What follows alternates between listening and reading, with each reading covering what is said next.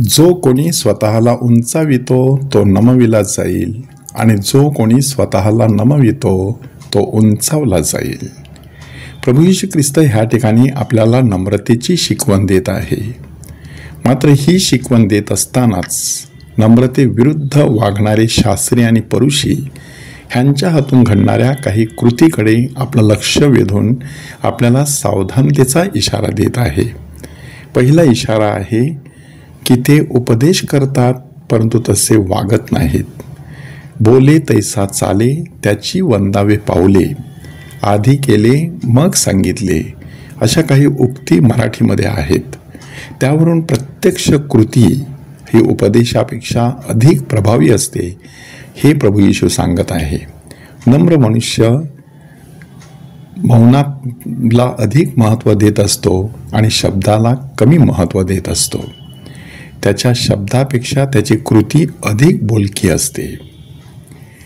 शास्त्री पुरुषांचं दुसरे एक वैशिष्ट्य प्रभू येशूने सांगितलेलं आहे, लोकांवरती अवजड अशी ओझी लादण्याचं कृत्य, की स्वतः मात्र बोटही लावणार नाहीत परंतु दुसऱ्यांवरती ओझी लादू शकत असतात. आणि त्याचं कारण असं आहे की ते आपली सर्व कृत्ये केवळ लोकांनी पाहावीत म्हणून करत असतात.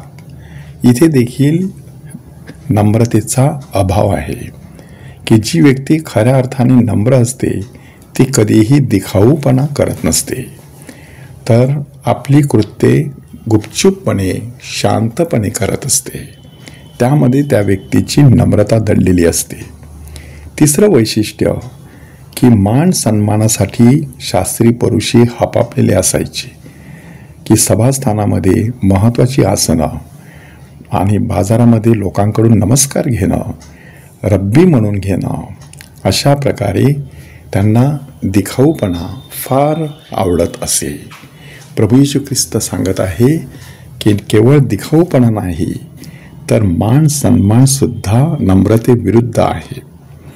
ह्या मान सन्मानामध्ये रब्बी म्हणून घेणं म्हणजे आपण कोणीतरी आहोत हे इतरांनी मान्य करणं, अशा प्रकारची माणसाची प्रवृत्ती असते. आपल्याला मानाची जागा देणं, आपल्याला नमस्कार करणं अशी अपेक्षा करणारा माणूस नम्र असू शकत नाही. आणि मग प्रभू येशू ख्रिस्त रब्बी म्हणा, शिक्षक म्हणा, पिता म्हणा, ह्या शब्दांवरती चिंतन करून देतो की तुम्ही स्वतःला शिक्षक म्हणू नका, कारण तुमचा शिक्षक एकच आहे, तो प्रभू येशू ख्रिस्त आहे. तुम्ही कोणाला पिता म्हणू नका, तुमचा पिता एकच आहे, तो स्वर्गीय आहे. तुम्ही रब्बी म्हणून घेऊ नका, तर तुम्ही एकमेकांचे भाऊ आहात. अशा प्रकारची प्रवृत्ती माणूस जेव्हा धारण करत असतो तेव्हा खऱ्या अर्थाने तो नम्र बनत असतो. ह्या प्रायश्चित्त काळामध्ये आपल्याला आपला अहंकार, आपला स्वाभिमान ह्यावर विजय मिळवायचा आहे. परमेश्वराच्या उपकाराचं दर्शन गरजवंतांना घडवायचं आहे. अशा स्वरूपाच्या प्रार्थना आपण देवळातून ऐकत असतो.